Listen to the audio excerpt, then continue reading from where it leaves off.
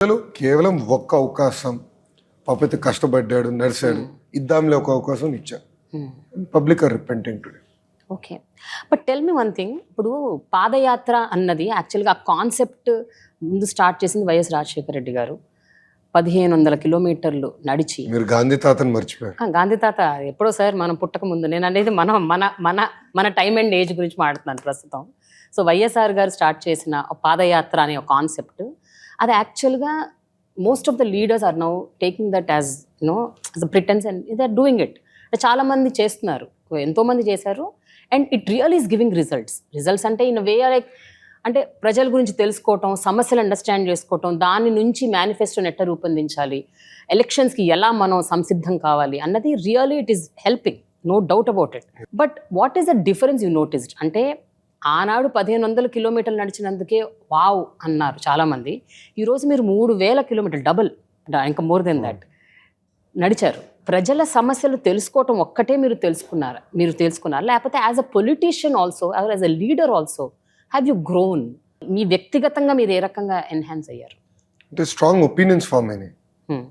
అంటే రాష్ట్రానికి ప్రజలకు ఏం చేయాలి, ఏ ప్రాంతానికి ఏం చేస్తే బాగుంటుంది అనేది స్ట్రాంగ్ ఒపీనియన్స్ ఫామ్ అయినాయి.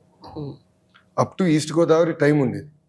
సో నేను నాయకులతో నడిచేటప్పుడు కూడా నాయకులతో నేను చర్చించాను. ఓకే, కేవలం ఫోటోలు దిగుతాం కాదు, వాళ్ళతో మాట్లాడేవాడిని. ఏం చేస్తే బాగుంటుంది, సమస్యలు ఏంటి, సో ఒక్క రైతుల సమస్యలు ఏంటి, తొమలపాక రైతుల సమస్యలు ఏంటి, మన ప్రాంతంలో ఎలాంటి పరిశ్రమలు ఉన్నాయి, ప్రజలకి ఏం కావాలి, అంత డిస్కషన్ జరిగేది. రాయలసీమలో అయితే ఆల్మోస్ట్ నేను 90% కాన్స్టిట్యున్సీస్ పాదయాత్ర చేశాను. So I understood the Tarain better. ప్రజల ఎక్స్పెక్టేషన్స్ ఏంటో నాకు అర్థమైంది. అది 50%. ఇంకో 50% మా కార్యకర్తల ఆస్పిరేషన్స్ ఏంటి, ద్వితీయ శ్రేణి నాయకుల ఆస్పిరేషన్స్ ఏంటి, వాళ్ళు ప్రభుత్వం గురించి ఏమనుకుంటున్నారు, పార్టీ గురించి ఏమనుకుంటున్నారు, పార్టీ బలహీనత గురించి ఏమనుకుంటున్నారు, పార్టీ ఏం చేస్తే బాగుంటుందని వాళ్ళు అనుకుంటున్నారో నేరుగా తెలుసుకున్నాక నాకు అవకాశం. సో ఇంత ఓపెన్ గా వాళ్ళు మీతో డిస్కస్ చేశారు అంటే they were so open about it. నడిచేటప్పుడు no live, I mean mike లేదు, లైవ్ ఉండే.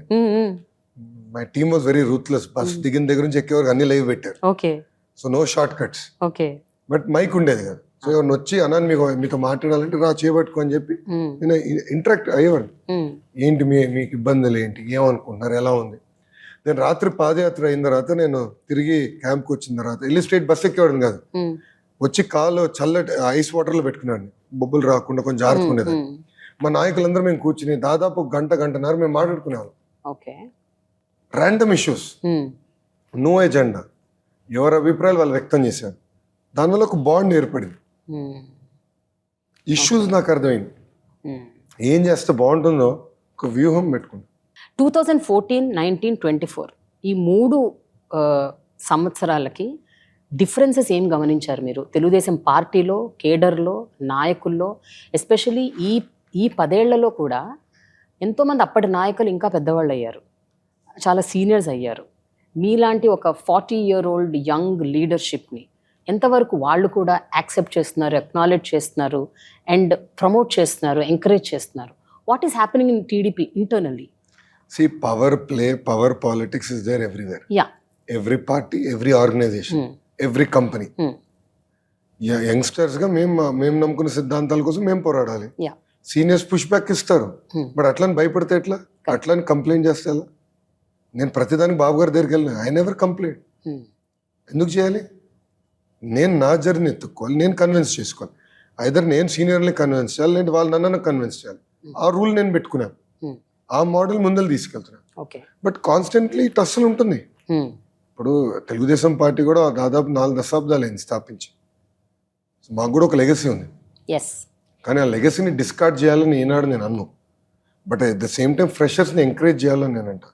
సో 2 బ్యాలెన్స్ చేసుకుని ముందర తీసుకెళ్లాల్సిన బాధ్యత నా లాంటి యువకుల పైన ఉంది. సో తిరుగుబాటు చేస్తాం, revolting is not the solution. We have to find mechanism where all of us together can work. And a mechanism ఇప్పుడు ఏర్పాటు చేస్తాం. Right, but this agree to disagree mechanism all the time it doesn't work. అంటే especially ఇప్పుడు elections దగ్గర వస్తున్న టైంలో ఈ kind of conflict is sometimes not good for the party అని అనుకుంటాం. See, that's my point, right? Why shouldn't there be a healthy debate?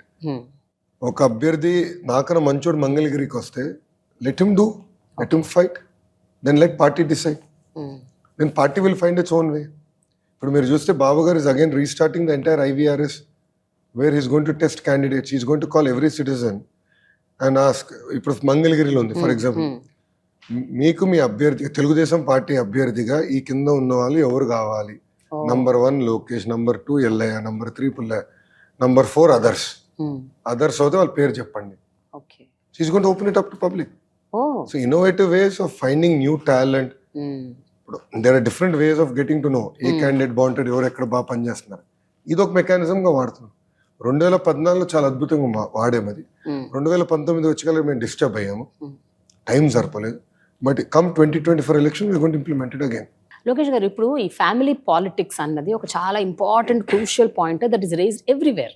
తెలంగాణలో కూడా అదే జరిగింది, డౌన్ చెన్నై, తమిళనాడులో జరిగింది, ప్రతి చోట మీరు ఎక్కడ చూడండి ఫ్యామిలీ పాలిటిక్స్ గురించి అందరూ మాట్లాడుకుంటారు.